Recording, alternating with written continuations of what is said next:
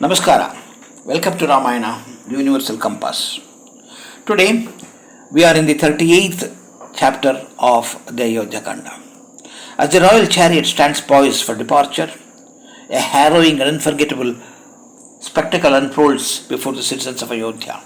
Devi Seetha struggles to drape herself in coarse ascetic bark, standing there exposed to the public gaze like an orphan. Despite having her divine husband by her side, her unmerited ordeal triggers an immediate fiery wave of public anguish. A collective cry of fury rises from the gathered throngs, hurling bitter reproaches at Dasharatha for the monstrous trap sprung by boons conceded long ago.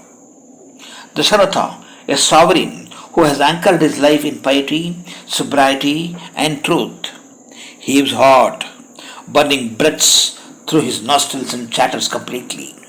Turning upon Kaikeyi with scathing, unfiltered fury, he laments the utter injustice of forcing Seeta into the rags.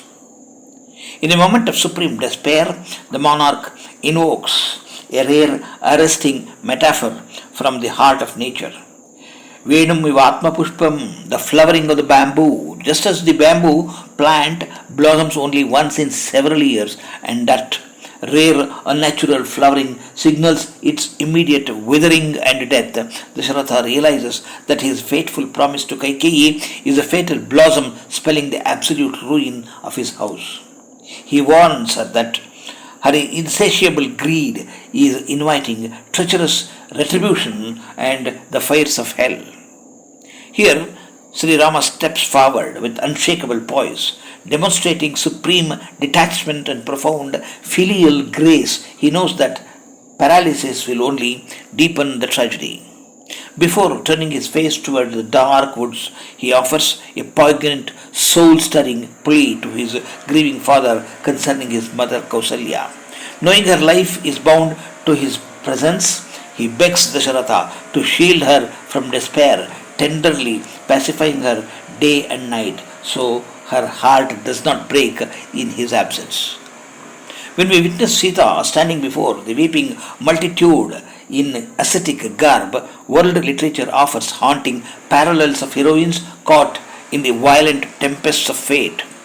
In Western drama, we see characters like Shakespeare's Hermione in The Winter's Tale, cast down from royal grace by unjust public humiliation, or Thomas Hardy's Tess enduring unmerited suffering with a quiet, tragic nobility. In our own classical Sanskrit heritage, Kalidasa's Shakuntala stands before a skeptical court, thrust from sanctuary into cruel abandonment. Yet, Devi Seetha transcends every archetype known to human letters, while other literary heroines are crushed by circumstance or left behind in safety. Seeta actively chooses the ascetic bark, transforming humiliation into a crown of supreme devotion because it is Rama's mantle. More than that, we must look past the immediate earthly tragedy to the grand architecture of the divine Leela. If Seeta had not insisted on accompanying Rama into the forest, the entire cosmic strategy would have remained unfulfilled.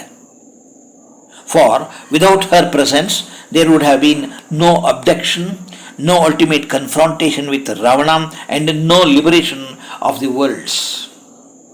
Her exile is an integral thread in the divine mandate of Sri Rama's manifestation, a grand mission that systematically paved the way from the earthly vanquishing of Shambara, Tataka, Subahu, and Viradha through the trials of Kara, Dushana, and Trishuras, laying the blazing platform for the ultimate destruction of Adharma.